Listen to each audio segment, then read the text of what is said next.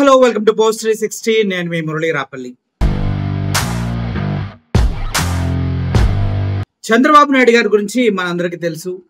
గత కొన్ని సంవత్సరాలుగా అంటే కొన్ని దశాబ్దాలుగా నాకు తెలిసి 43 సంవత్సరాలు 47 సంవత్సరాలుగా చంద్రబాబు నాయుడు గారి రాజకీయ ప్రస్థానం మనందరికీ తెలుసు. ఆయన ఎలా పార్టీలోకి వచ్చారు, ఎలా ప్రజల్ని మభ్యపెట్టి రాజకీయాల్ని నడుపుతూ ఉన్నారనే విషయం ప్రతి ఒక్కరికి తెలుసు. ఎందుకంటే ఆయన రాజశేఖర్ రెడ్డి గారు ఉన్నప్పుడు ఇచ్చినటువంటి పథకాలు, నిరుద్యోగ భృతి, గ్యాస్, కరెంటు బిల్లులు, ఈ బేసిక్ పాయింట్స్ని పట్టుకొని రాజకీయాలు చేయటం అనేది చంద్రబాబు నాయుడు గారి స్పెషాలిటీ. ఆయన ఎవరి నాడి ఎక్కడుంది, ఎక్కడ నొక్కితే పని జరుగుతుందన్న విషయాన్ని క్లియర్గా తెలిసిన వ్యక్తి చంద్రబాబు నాయుడు గారు. అయితే చంద్రబాబు పైన ఒక సీనియర్ జర్నలిస్ట్ చాలా ఫైర్ అయ్యారు.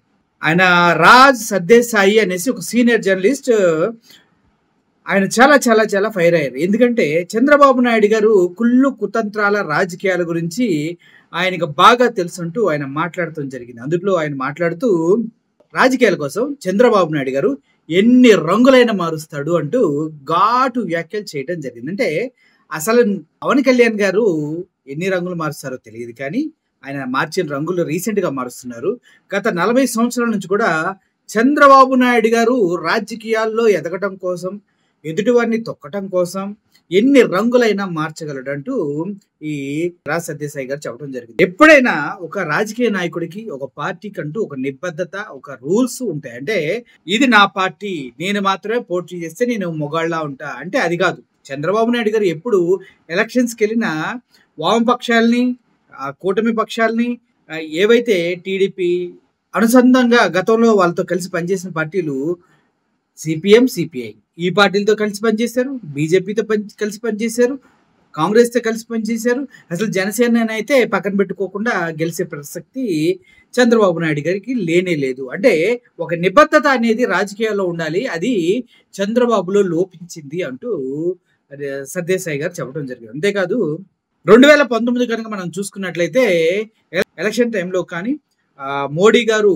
అమిత్ షా గారు ఆంధ్రప్రదేశ్కి వస్తున్న టైంలో కానీ నల్ల చొక్కాలు వేసుకొని, నల్ల బ్యాడ్జీలు పెట్టుకొని రోడ్డు మీదకి వచ్చినటువంటి చంద్రబాబు నాయుడు గారు మోడీని అయితే డైరెక్ట్గా తీవ్రవాది అనే తిట్టాడు. తీవ్రవాదిని తిట్టడమే కాదు, నిజం చెప్పాలంటే పెళ్లి చేసుకొని పెళ్ళాన్ని చూసుకోలేనటువంటి మోడీ ఇప్పుడు దేశాన్ని చూసుకుంటాడంట, మన రాష్ట్రాన్ని చూసుకుంటాడంటూ మాట్లాడాడు. అంటే పెళ్లి చేసుకొని కుటుంబ వ్యవస్థ అంటే ఏందో తెలియదు, ఆ కుటుంబ వ్యవస్థని నేను సక్రమంగా నిర్వర్తిస్తున్నాను, అటువంటి నాకు ఆయనకు పోటీయా, నా జూనియరు, నేను ఎప్పుడు సీఎం అయ్యాను, ఆయన ఎప్పుడు సీఎం అయ్యాడు అంటూ కంపేర్ చేసుకొని మోడీని అధపాతాలను చూపించినటువంటి గొప్ప క్యారెక్టర్ చంద్రబాబు నాయుడు గారు. మరి ఇప్పుడు మోడీ దగ్గరికి వెళ్ళి మోడీయే ప్రపంచానికి ఆదర్శం, మోడీ లాంటి వ్యక్తి లేడు అని మొన్నటికి మొన్న మాట్లాడాడు.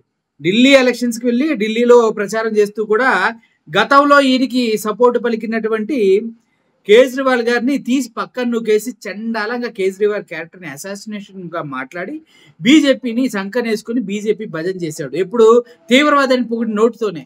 పవన్ కళ్యాణ్ గారు కూడా బీజేపీతో ఉన్నాడు కాబట్టి చంద్రబాబు నాయుడుకి చాలా అవసరం. లేదంటే చంద్రబాబు నాయుడు గారు అసలు పవన్ కళ్యాణ్ గారిని కూడా దేకేవాడు కాదు.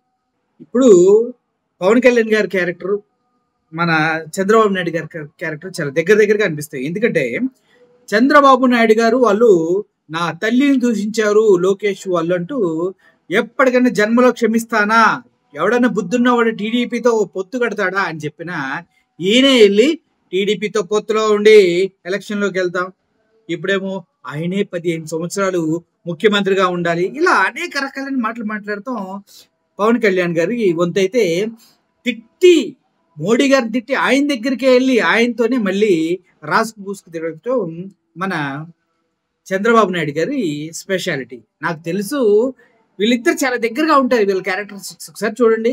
ఆయన ఇంటర్ఫెయిల్, ఈయన ఇంటర్ఫెయిల్. ఆయన రాజకీయాల్లో ముఖ్యమంత్రిగా వెతకడానికి ఎన్ని రంగులైన మార్చాడు, ఎటైనా వెళ్ళాడు చంద్రబాబు నాయుడు గారు, ఎంతమందితో పొత్తులోకి వెళ్ళాడు. ఈయన కూడా అంతే, సొంతగా అసలు ఈయన పోటీ చేసే ఛాన్స్ లేదు పవన్ కళ్యాణ్ గారికి, అసలు సీనే లేదు, సత్తానే లేదు. ఇట్లాంటి వాళ్ళు ఇంతా కలిసి అదే లైక్ మైండెడ్ పీపుల్ ఆర్ ఒక దగ్గరే ఉంటారంటారు కదా, అలా అన్నమాట. సో ఇది మొత్తానికి రాజ్ సర్దేశాయి గారు ఒపీనియన్ చంద్రబాబు నాయుడు గారి పైన. ఆ వీడియో కూడా మీకు పెడుతున్నా, ఒకసారి చూడండి. Naidu's politics have always revolved around having a transactional relationship with the center. Because he's a slightly more tricky case study. Chandrababu Naidu, who had raged against Modi ji in the 2019 election campaign, even calling the Prime Minister a terrorist. Naidu's politics have always revolved around having a transactional relationship with the center. He was, after all, the prop who once held up both the United Front government and the Vajpayee-led NDA in a previous coalition era. Now, as Chief Minister, Chandrababu Naidu is looking to strike a similar deal with the center. Both Nitish Kumar and Chandrababu Naidu have made political survival an art form. One where all you need is a suitable elasticity in approach, flexibility raho, to ensure longevity in power. Only exposes the underlying hypocrisies of a political system where conviction is replaced by the politics of convenience and opportunism. Secular constitutional values have been steadily hollowed out. Chandrababu Naidu, they are all using secularism to fit their political positions. What we are left therefore with is only different shades of opportunistic secular politics.